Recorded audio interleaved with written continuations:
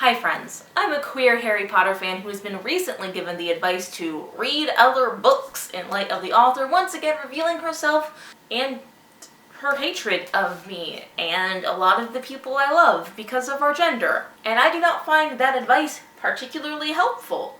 I read 147 books last year, and that doesn't make hateful, bigoted statements any less harmful. But for anyone who does want to find other books that they can love, here are some LGBTQ+ book recommendations for Harry Potter fans. If you liked Harry Potter and the Sorcerer's Stone, try reading I Wish You All the Best by Mason Deaver. They're both books about a child who leaves an abusive form and forms a new network built on love and support where their unique gifts are valued. Sure, Harry left for boarding school where Ben's parents threw them out for coming out as non-binary, but the central messages for both books are about love, hope, acceptance, and finding a home. It's about finding a healthy environment where they are accepted, protected, and loved by the people they choose to include in their lives, and how they can flourish in a healthy and supportive environment instead of one that rejects who they are. If you liked Harry Potter and the Chamber of Secrets, try reading The Love and Lies of Ruksana Ali by Sabina Khan. These are both books where a child is ostracized by and isolated from their larger community because they fail to live up to cultural expectations by openly expressing a trait that those cultures look down upon. Neither of the children actually chose to have that trait, but they do, so they're expressing it. They also find a journal that explains the past to them, and through that they're able to learn more about themselves. And both books also explore violence against women, plus it's nice to get lesbian and South Asian representation at the same time. If you liked Harry Potter and the Prisoner of Azkaban, you should try reading We Are Okay by Nina LaCour. These are both books about orphans dealing with their traumatic pasts and their resulting depression.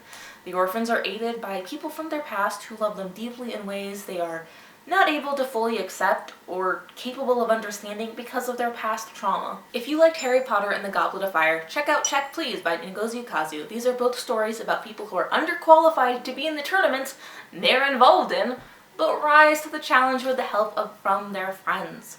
Check Please is a lot kinder and softer than Goblet of Fire, like all of the Yule Ball fluff fanfics bundled together, but now with hockey. If you liked Harry Potter and the Order of the Phoenix, try reading My Life in the Movement by Cleve Jones. Both books are about a group of young people joining a larger movement in the work for justice and equality, bringing with them the hope for real generational change. This is a non-fiction book from someone who lived through the gay rights movement, survived the AIDS crisis, started the AIDS memorial quilt, and is still alive to see all the progress we're making now. There's still time to join the movement, but it's our turn to push things forward now. If you liked Harry Potter and the Half-Blood Prince, try reading Orlando by Virginia Woolf. They both feature deep dives into moments of history that someone uses to construct the story of who they are and where they belong in the world. There are great and hilarious moments of teenage shenanigans.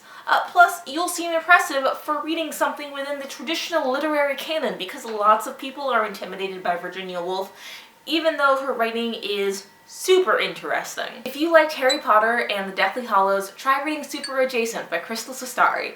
These are both books where a group of teenagers have to save the world because every existing system and institution has failed to prevent the world's major problems and have in fact contributed to these problems. They both also really focus on the fact that your heroes are real people with flaws who can be dismissive, hateful, or violent towards you. And there are just stunning moments of action and intrigue. And finally, if you've loved being a part of the fandom, maybe more than you've loved the actual stories, please try reading Sorted: Growing Up, Coming Out, and Finding My Place, a transgender memoir by Jackson Bird. Jackson Bird was for a long time the spokesman of the HPA, the Harry Potter Alliance, and was part of the fandom that a lot of other fans recognized. So when he publicly came out as a trans man online, it was an opportunity for all of us to learn about and support the trans community, and a chance for us to explore our own genders. He helped shape a positive fan community and continues to be a wonderful LGBTQ+ advocate. Thanks so much for watching, everyone. Tell me down in the comments what your favorite story was growing up and the kind of person it made you want to become. If you want to see more from me, please subscribe, watch another video of mine, or support me on Patreon. And hey, I love you.